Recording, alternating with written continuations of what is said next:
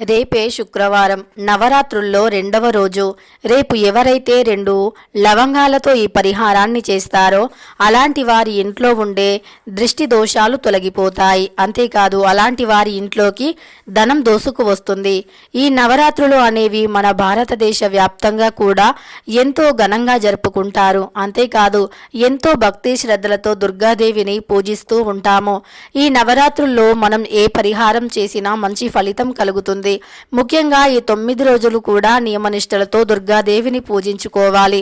దుర్గాదేవి యొక్క అనుగ్రహం ఉంటే ఎంత ఘోర పిశాచ అయినా ఇంట్లో నుండి బయటికి వెళ్ళిపోతుంది.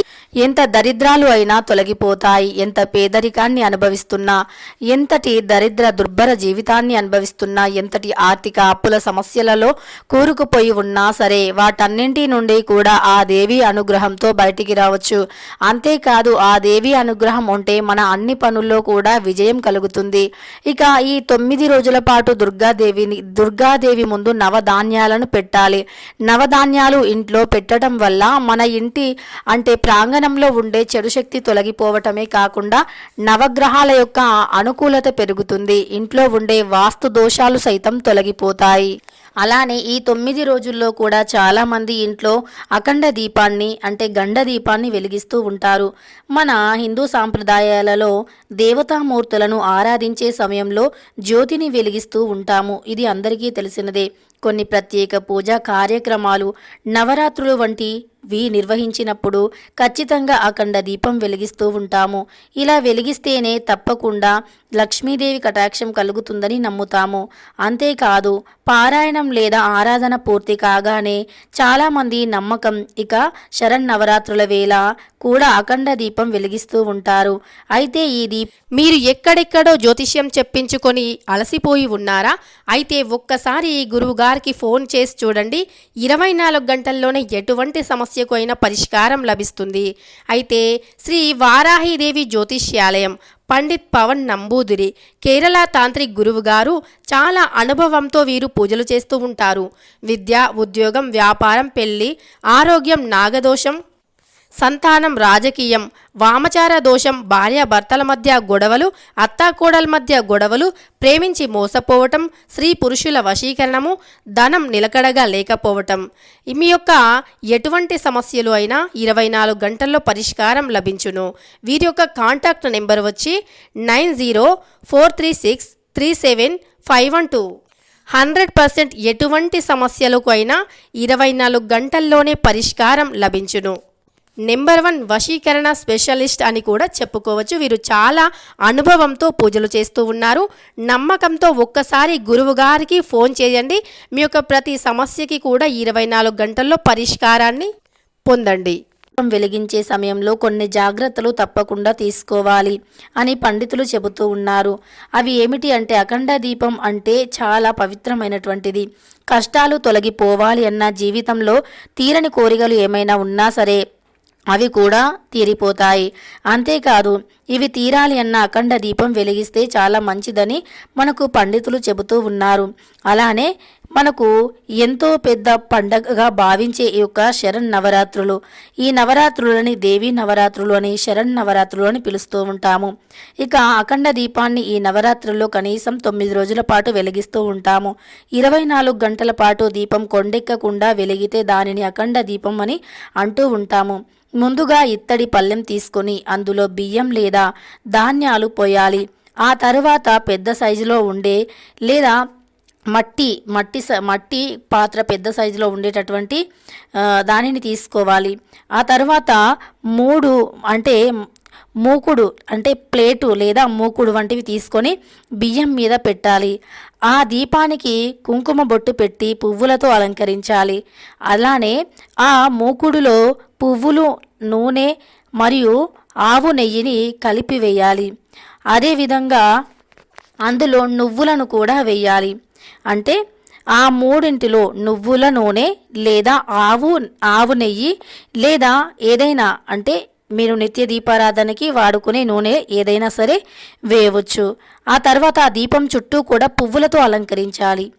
అలా అలంకరించి నవధాన్యాలలో నువ్వులు కూడా ఉండాలి. ఎందుకంటే నువ్వులు అనేవి శని దోషాన్ని తొలగిస్తాయి.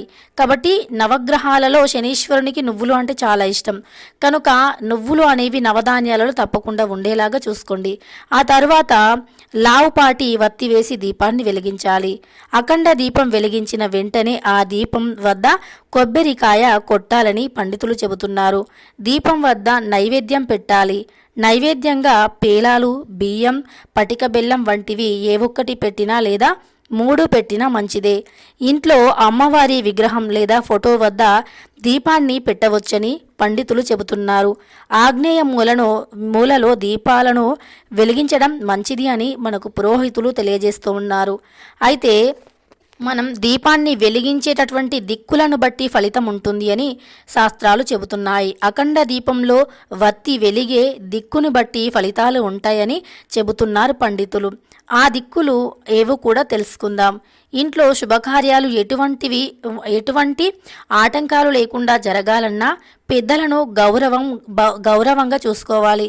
పెద్దలకు గౌరవం లభించాలి అన్నా అలానే వత్తి తూర్పు వైపు వెలగాల అని మనకు పండితులు చెబుతున్నారు. తూర్పు వైపు వత్తి వెలుగుతూ ఉంటే ఇంట్లో శుభకార్యాలు జరుగుతూ ఉంటాయి. ఆటంకాలు లేకుండా పెద్దలను అంటే సమాజంలో మంచి పేరు, ప్రతిష్ట, గుర్తింపు లభిస్తాయి. అలానే ధనపరంగా కలిసి రావటానికి, ఆదాయ మార్గాలు పెరగటానికి, అప్పులు తీరటానికి, వృధా ఖర్చులు తగ్గిపోవటానికి, మొండి బాకీలు వసూలు కావడానికి అఖండ దీపాన్ని వత్తి ఉత్తరం వైపు వేసి వెలిగించాలి. ఉత్తరం వైపు వెలుగుతూ ఉండాలి. ఇక అదేవిధంగా ఈ దీపాన్ని చాలా జాగ్రత్తగా చూసుకోవాలి. ఈ దీపం విషయంలో నియమనిష్టలు కూడా తెలుసుకుందాం.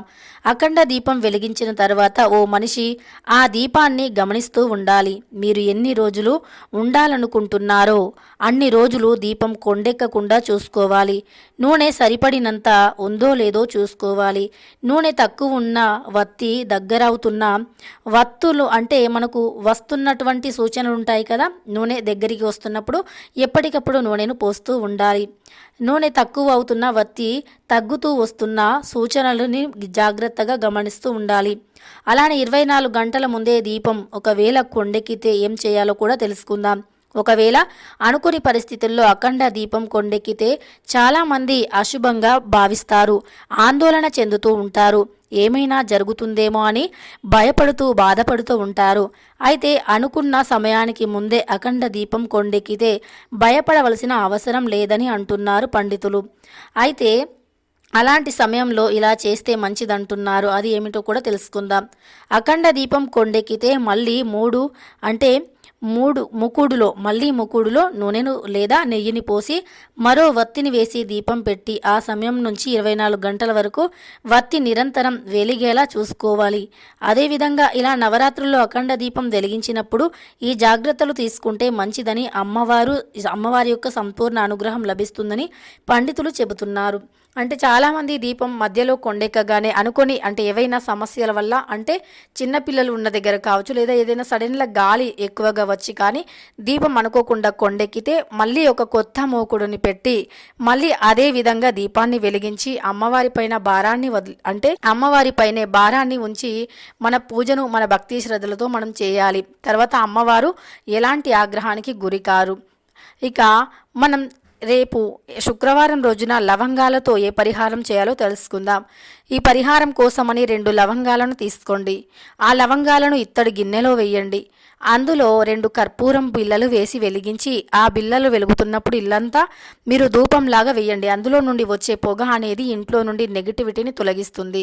ఇలా రేపు శుక్రవారం రోజున 2 లవంగాలు 2 కర్పూరం బిళ్ళలతో ఈ విధంగా పరిహారం చేస్తే గనక ఇంట్లోకి లక్ష్మీదేవి వస్తుంది. ఇంట్లో ఉండే దృష్టి దోషాలు తొలగిపోతాయి. చెడు శక్తుల బారి నుండి బయటపడతాము. లక్ష్మీదేవి యొక్క అనుగ్రహంతో మనం జీవితంలో ధనానికి లోటు లేకుండా జీవిస్తూ ఉంటాము.